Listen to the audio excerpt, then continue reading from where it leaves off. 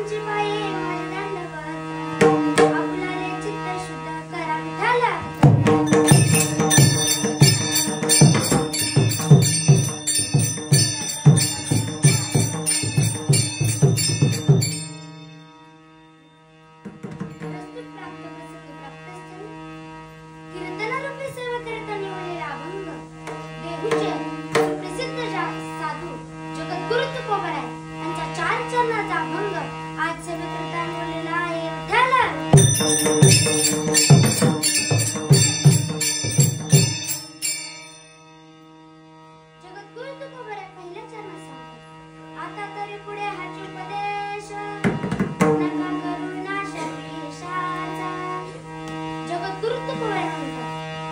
आपल्याला उपदेश करतात.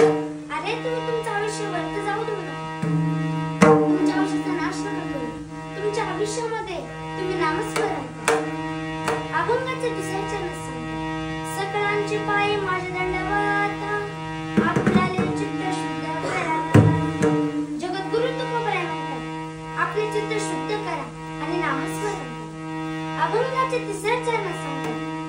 हित ते करावे देवाचे चिंतन करुण्या मन एक विधी. जगद्गुरु तुकोबराय म्हणतात तुमचे मन एक विधी करा आणि तुम्ही ते नामस्मरण करा.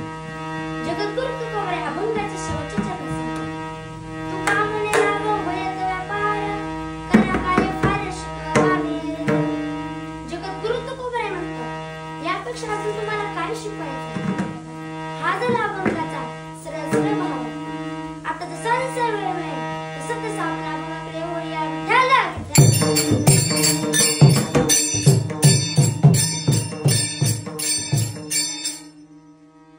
जगद्गुरु तुकोबराय म्हणतात आपल्या आयुष्याचा नाश नका करू. आपल्या आयुष्यामध्ये तुम्ही नामस्मरण करा. जगद्गुरु तुकोबराय एका ठिकाणी सांगतात.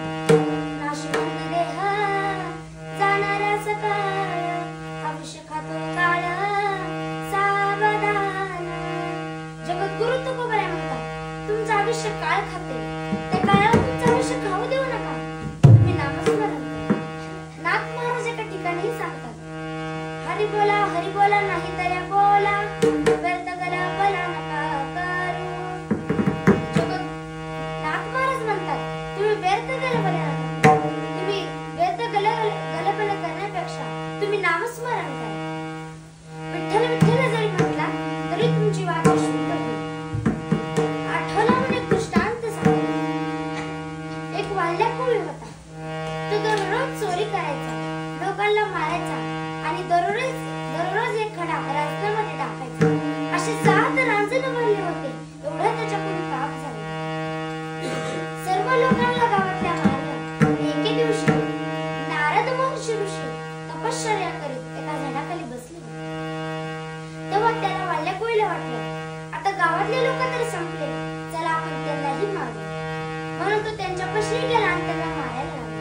त्यावेळेस नारद महर्षी ऋषी म्हणाले थांब, तू हे कशासाठी करतोयस. त्यावेळेस वाल्या कोळी म्हणाले माझ्या परिवारासाठी करते, माझ्या आई वडिलांसाठी करते, माझ्या पत्नीसाठी करते, माझ्या मुलाबाळासाठी करते. त्यावेळेस नारद महर्षी ऋषी म्हणाले तू सर्वांसाठी करतोस ना, तर तुझ्या घरी जा, तुझ्या परिवाराला सर्वांना एक प्रश्न विचार की तुम्ही माझं पाप केलं.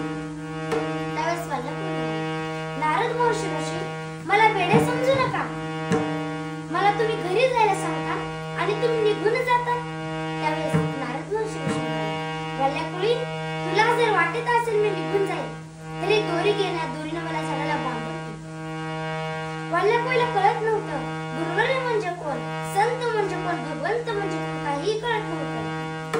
त्याने दोरी घेतली आणि झाडाला बांधून ठेवली आणि घरी गेला आणि म्हणाला आई तू माझं पाप घेशील का. त्यावेळेस तिची आई म्हणाली वाल्या कोळी तुला 9 महिने 9 दिवस पोटात घेऊन ज्यावेळेस तू लहान होतास तुझ्यासाठी एवढे कष्ट केले, आता मी तुझं पाप केलं. नाराज झाला.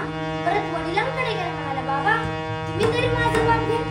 त्यावेळेस तुझे बाबा म्हणाले वाल्या कोळी तुझ्यासाठी एवढे कष्ट केले, तुला लहान होतास तेवढं मोठे केलं, आता आम्ही म्हातारे झाले आहोत, आता तूच आम्हाला सांगा, आम्ही तुझं पाप घेणार नाही. परत नाराज झाला आणि पत्नीकडे गेला. म्हणाला अगं तू तरी माझं पाप घे. त्यावेळेस तिची पत्नी म्हणाली तुम्ही मला आणून द्यायचं काम करत जा, मी तुम्हाला करून द्यायचं काम करत जा. मी तुमचं पाप घेणार नाही. नाराज झाला, मुलांकडे गेला, म्हणाला, हात जोडले, म्हणाला, मुलांनो, तुम्ही तरी माझं पाप घ्या. अरे तुमचे वडील आहे मी, तुझा वडील आहे मी, तुम्ही तरी माझं पाप घ्या. त्यावेळी मुलं म्हणाले, बाबा आता आम्ही लहान आहोत, आता तुम्हीच आम्हाला सांगा. ज्यावेळेस आम्ही मोठे होणार त्यावेळेस आम्ही तुम्हाला सांगणार. खाली मान करून वाटेने निघत चालला आणि नारद महर्षी ऋषींकडे गेला आणि साष्टांग नमस्कार केला. श्री संताची